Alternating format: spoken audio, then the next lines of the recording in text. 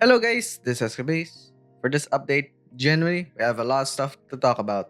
Localization adjustment, a main story update alongside the first summer event for this month, a lot of freebies, new memorial banners, etc. So, without further ado, this is gonna be a long video, so let's take a look at it. Starting from August 8th, we'll have the upcoming main story update that is Chapter 5, Part 1, The Nature of Souls and a Star Crossing Journey. Man, it really feels like a while since we had a main story release. Though for EN, 5 months is pretty good, especially by the time EN eventually releases Chapter 5 Part 2.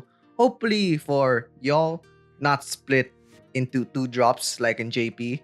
JP, HBR JP, I mean, would have its next part, Chapter 5 Part 3, already released, which was announced in the 3.5 anniversary livestream to be in the end of the year. Another thing I can see some of y'all are worried about because some people said you need 3 teams at a certain point in Chapter 5 Part 1. And yes, it's true. But it's not exactly for a boss like in Chapter 4 Part 2 with the 2 teams. Though keep in mind, those 3 teams needs at least have the strength to beat the mobs of this chapter so you can progress through it unless you're a dodging god or something. Yeah, because that's kind of the thing you're gonna use those 3 teams for. Next, we'll have the upcoming side story event focusing on our beloved ninja, Adele, and once again, subsequently, Mari. That is the Silhouette of Summerlight Square event. Since it's another event between these two, I highly recommend reading Turning Aspirations into Words before getting into this one. Next, the Dao Art This Summer's Fairy, a site I shall record in my eyes, or the Summer Arena event will have its event story recommendation period. So if you haven't read it or cleared the shop, please do so when the update comes and take advantage of the 3 times event token bonus in the event stages. For the localization adjustment side of things, in late August we'll have the swimsuit to Rue Summer in Narashino supported by Herself event or the swimsuit Megumin event. And despite the restrictions it will have when it drops, it's highly recommended to read this after completing Chapter 4 Part 2.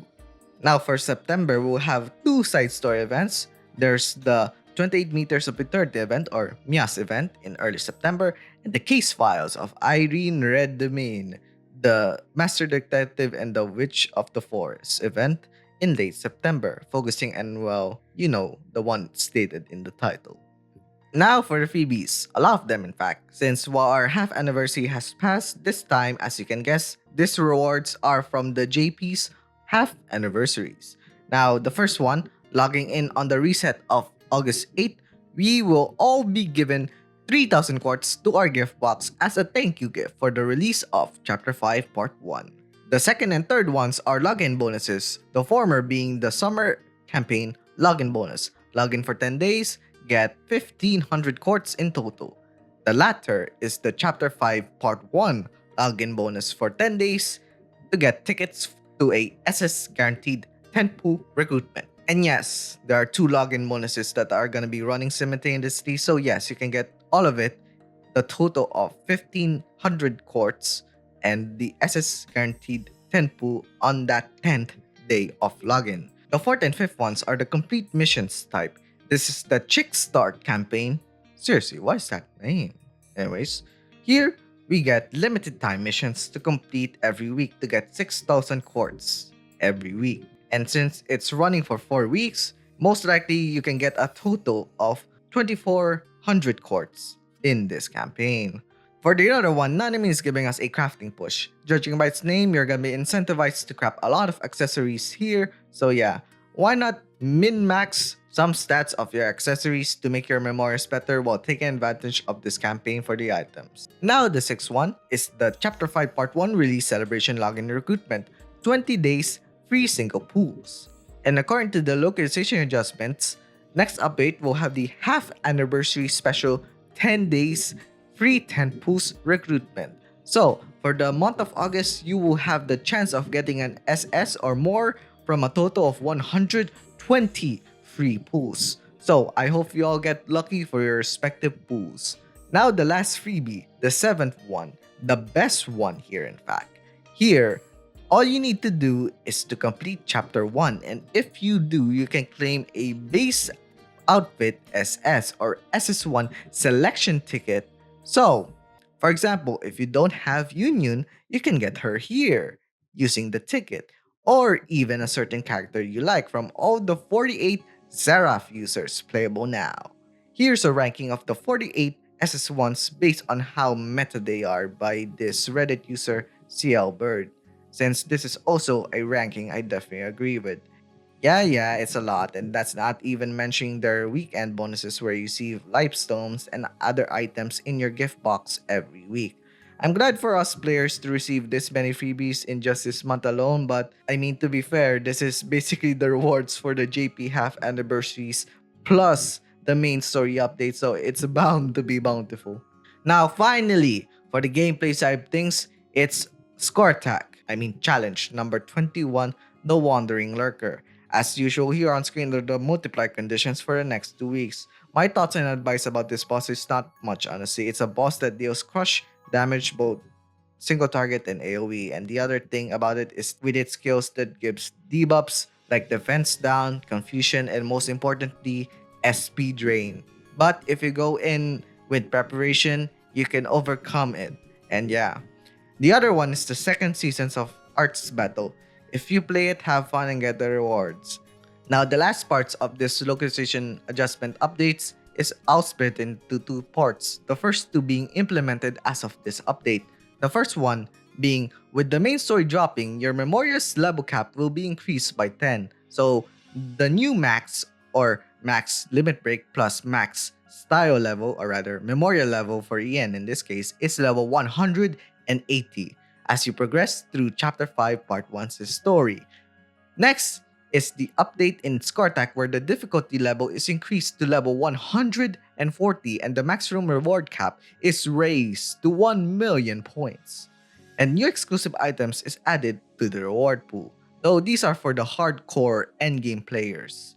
And the last two, which will be implemented in September, will be the Clock Tower expansion and the release of the title badge system, and most likely the first batch of the master skills that comes along with it. Now we get to the banners, and same as last update, it brings 4 new SS Memorias. So without further ado, let's take a look at it. Starting from the banner that came with the event, first up is Sunflower Adele, who is a Fire Blaster slash Buffer hybrid, and unironically, this Memoria messes up the order of character SS release for EN players as this was released before her SS3 version. Honestly, hilarious stuff, but unsurprising considering they barely follow JP's release schedule in the first place. Anyways, first thing to note is that her EX skill looks very Yotsuha-esque. There's a clear difference in the actual numbers and values. She offers party fire attack up and fire crit damage up on a 6 hit single target attack that has decent destruction rate or DR, but only reaches 80% fire attack versus Yotsuha's 94.4%. The kicker is that Adele's skill cost is half if she has shadow clones, which she gets for free at OB0 or through her non-EX or common skill. So she can buff very early and cheaply, which helps with setup turns. The problem is that she scales off Blaster Tear, not Buffer Tear, and that hurts her maximum party damage output. Later, she gets a master skill that grants AoE cover if she has shadow clones, and that alone turns her into a pseudo fire tank like Aoi SS1. This Memoria is widely considered to be a niche side grade to Yotsuha that doesn't solve any current meta needs. But because this Memoria has a neat future-proof trait for sustained-based strats, I do think she is safe in the long run. Second, her partner, I mean, higher than the Sun Mari, who is a self-sufficient fire attacker with the same Shadow Clone gimmick as Adele. They really are partners for each other. Anyways, for her, when her Shadow Clones are active, she gets crit rate, crit damage, and tactical vision or mind eye, which these Shadow Clones are again given from LB0 or her command skill. They should get married by now. Her EX skill is a 6-hit single target fire attack with a 50% HP modifier. And while it looks strong on paper, the buffs overlaps with Tsutama's buffs to a T. And unlike Adele, Mari doesn't bring anything unique to the table. Her damage isn't bad, but it's just not enough to justify the investment, especially if you already have Yuri SS1 who was free for context. If you're min-maxing or optimizing your fire DPS compositions, you'll find that Maria's S4 ceiling is too low and the returns are too situational. So she is so-so for the future. Next, moving on from the fire couple, pun not intended, is the other banner in this update. The third one is Summer Daydream Waki, who is a very versatile AoE Thunder attacker with a 10-hit EX skill that grants one stack of 40 Thunder attack up just once, while also donating 6 SP to an ally with her non-EX or common skill. She does decently as a dungeon unit, especially with her passive 5 times 10% funnel at LB0 and shines brightest at LB3 when she gains 5 SP at the start of battle. If you have her SS1 for her AoE non-EX skill and SS2 for her large skill attack up, she becomes a pretty robust support damage hybrid that contributes overdrive, SP management, and funnel value. Without these earlier versions or high limit break though, she's kinda falls flat and becomes more of a jack of all trades, master of none memoria. So she is safe for the future. Now the last one, Maiden Circuitorium Yuki or Snow White Yuki, who debuted as the first unit with a 8-turn large dark field, was much hype, but now not so much. But she's the next Memoria to give AoE Dispel with her EX skill after Bungo SS3. Well, last update. Said skill also deals a 5-hit AoE dark attack, which sounds great in theory, especially with the weakening bosses, but the actual skill does not scale off dexterity and has no DP modifier. Like Bunchan SS3, she shares the same problem of this spell's nice, but we have orbs for that. Her non-EX or common skill can restore skill use if it breaks, which is only kind of useful in dungeon scenarios, and while her LB0 and LB3 gives dark attack up if she dispels or breaks, they don't really change her value much. Worse still, eventually, Iroha SS2 soon replaces her entirely for the dark field and other utilities, making Yuki SS5 mostly irrelevant long term. A Memoria not really safe for the future. From an elemental perspective, Adele SS4 is a decent option if you're trying to build a budget-friendly fire buffer that can survive hits and do quick setups. She shines more once her master skill comes out, especially for defensive comps. Mario SS4 is far more skippable unless you're desperate for a fire attacker, in which case Yuri SS1 should have already filled that gap.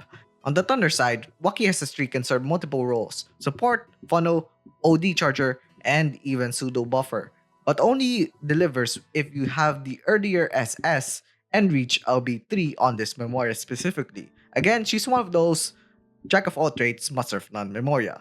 Yuki SS5 sadly feels like a future bench warmer. Yes, she is our first large dark field with this spell, but she's going to be replaced sooner by stronger dark supports. If you don't have Iro SS1 or don't plan on putting on Iro SS2, maybe she can hold that spot temporarily, but really she's just not built to last. For the general slash common perspective, not really much to say here because all of these memoirs are tied to their elements for the most part. That's why I think both banners here are overall skips. But as always, if you love the characters, their artwork, or want their specific abilities, feel free to ignore my advice and pull for them.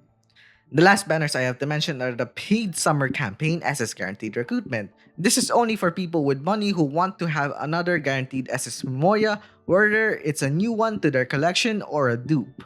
Next is the paid summer campaign wishlist recruitment, which is a paid step of recruitment, but you can choose 10 memorias you want to get a better chance at, even if they have an equal chance at 10%. If you pull an SS Memoria on step 3 or step 5, you are guaranteed an SS Memoria from the 10 you pick, and you can adjust the list before each pull.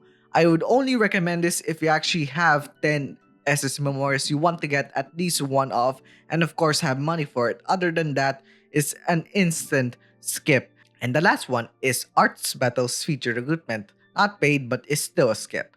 So yeah, this video is already long enough, and my apologies if this video is released near the update. It's a really long time making this, And my next HBR video will most likely be me recounting the stuff that happened recently in HBR GP and my thoughts about it. So yeah, that's the end of the video, I guess. Please subscribe, hit that notification bell so you won't miss any of my videos. Share with a friend and watch this video right here. So yeah, see you guys next time. Looking forward to talking about the HBR GP stuff. I have to recount that shit all over again, but yeah, gonna be pissed, gonna be happy about it.